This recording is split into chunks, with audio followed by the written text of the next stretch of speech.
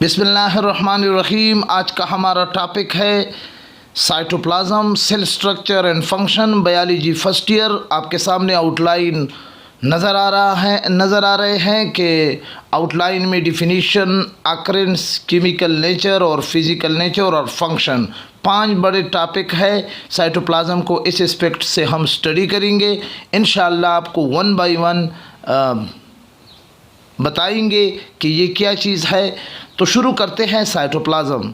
Cytoplasm का लफ्ज़ी मतलब है, साइटो का मतलब है सेल, प्लाज्म का मतलब है फ्लूइड, यानी the fluid present in the cell is called cytoplasm, या the region between plasma membrane and nuclear membrane is called cytoplasm.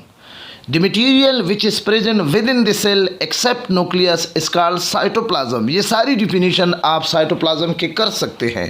याद रखिए कि साइटोप्लाज्म को सबसे पहले 1665 में रॉबर्ट हुक ने डिस्कवर किया, और ये नाम जो साइटोप्लाज्म इसको लिया जाता है, ये रोडलिप वेन कोलिकर ने 1874 में इसको दे दिया है।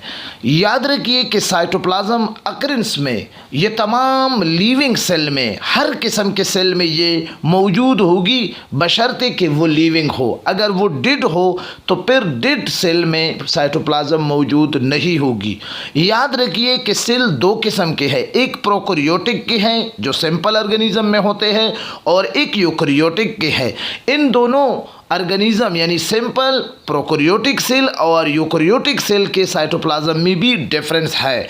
ये प्रोकैरियोटिक सेल के साइटोप्लाज्म में साइटोस्केलेटन यानी सेल के जो फ्रेमवर्क हैं और membrane bounded organelle, endoplasmic reticulum, mitochondria, Golgi bodies, lysosome जैसे ऑर्गेनील प्रोकैरियोटिक सेल के साइटोप्लाज्म में मौजूद नहीं होंगे, जबकि यूकैरियोटिक सेल में साइटोस्केलेटन और मेम्ब्रेन बाउंडेड ऑर्गेनील दोनों मौजूद होंगे।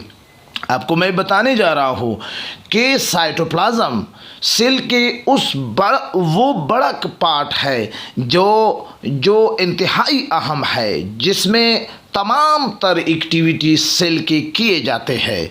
आपको ये भी बताने जा रहा हूँ कि साइटोस्केलेटन का मतलब है माइक्रोट्यूब्यूल, माइक्रोफिलामेंट और इंटरमीडिएट फिलामेंट, जो कि मोटर प्रोटीन जिसमें मौजूद होते हैं, और इस मोटर प्रोटीन की वजह से साइटोप्लाज्म के अंदर जो मूवमेंट ऑफ मटेरियल है वो वाक़ हो जाती है।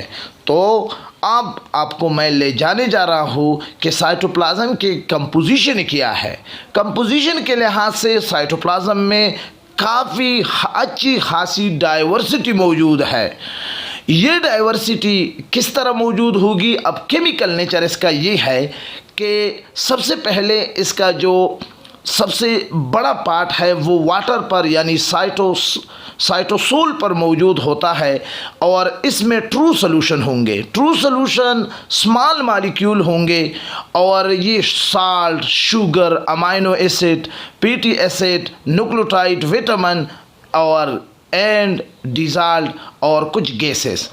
इसी तरह कोलाइडल सॉल्यूशन, इसमें मॉलिक्यूलों का साइज़ बड़ा होगा लेकिन हेट्रोजीनियस होंगे, जैसे प्रोटीन है, कार्बोहाइड्रेट है, और इसी तरह लिपिड है, और इसी तरह डीएनए है। ये बहुत बड़े बड़े मॉलिक्यूल होते हैं, लेकिन ये सस्पेंड मटेरियल होते हैं। तो साइटोप्लाज्म दोनों किस्म के सॉल्यूशन पर मुश्तमिल है, ट्रू सॉल्यूशन पर भी और कोलाइडल सॉल्यूशन पर भी मुश्तमिल है। ये केमिकल नेचर है। याद रखिए कि इसमें जो वाटर है ये दूसरे पानी की तरह नहीं होते, बल्कि इसमें सॉल्यूट का मकदार बहुत ज़्यादा होता है। अब फिज़िकल नेचर को हम 2 हिस्सों में डिवाइड करते हैं, एक को हम कहते हैं साइटोसोल और दूसरे को हम कहते हैं साइटोक्लोसिस। अब ये क्या है? ये फिज़िकल नेचर में ये साइटोसोल जो है ये लिक्विड पोर्शन है, और साइटोजेल जो है इसमें सेल इंक्लूजन और ऑर्गेनील पर मुश्तमिल होते हैं। इसी तरह साइक्लोसिस में circular streaming movement in cytoplasm is called cyclosis. इसमें जो माइक्रोफिलामेंट है साइटोस्केलेटन का वो पाए जाते हैं। अब मैं आपको क्या ले जाने जा रहा हूँ, इसके फंक्शन की तरफ ले जाने जा रहा हूँ। इसके दो किस्म के फंक्शन है, एक ये स्टोरेज करते हैं और एक दूसरा ये साइड ऑफ मेटाबॉलिज्म है। ये स्टोर हाउस है बहुत सारे केमिकल्स का। ये वो साइट प्रोवाइड करते हैं मेटाबॉलिज्म यानी केमिकल रिएक्शन के लिए। और इसी तरह ग्लूकोज, वेस्ट प्रोडक्ट, ऑर्गेनील, आयन और अमाइनो एसिड, इन सब के लिए ये क्या करता है, स्पेस प्रोवाइड करता है। साइट ऑफ मेटाबॉलिज्म में ग्लाइकोलाइसिस यानी ब्रेक डाउन ऑफ ग्लूकोज भी साइटोप्लाज्म में होता है। प्रोटीन बायोसिंथेसिस यानी process of protein making, ribosome के जरिए जो प्रोटीन बनाया जाता है वो भी यहाँ पर वाक़ होता है। ग्लाइकोन्यूलिसिस यानी break down of glycogen to glucose, यानी जब ग्लाइकोजन से ग्लूकोज बनाए जाते हैं। तो ये वो सारी चीज़ें थी। अगर आपका कोई क्वेश्चन है तो क्वेश्चन भी पूछ सकते हैं। वीडियो को लाइक और शेयर करना ना भूलिए। अपना फीडबैक लाजमी तौर पर दे कीजिए। Thank you for watching.